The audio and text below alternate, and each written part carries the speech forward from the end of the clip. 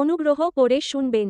New Jalpaiguri থেকে কৃষ্ণনগর যাবার জন্য ট্রেন নম্বর ১৩,১১৬ শিয়ালদহ হামসাফর এক্সপ্রেস ট্রেনটি আগে জলপাইগুড়ি রোড স্টেশন থেকে ছেড়ে আসে।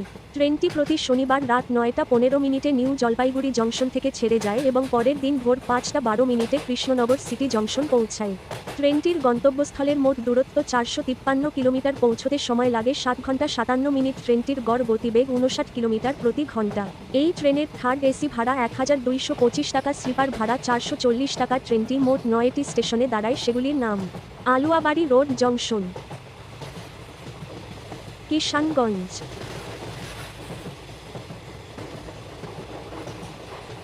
Barsoi junction,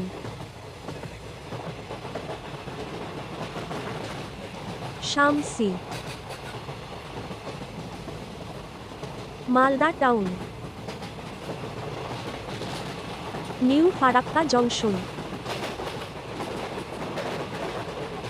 Jangipur road, Azimganj junction, Baharampur court. এরপর কৃষ্ণনগর সিটি জংশন।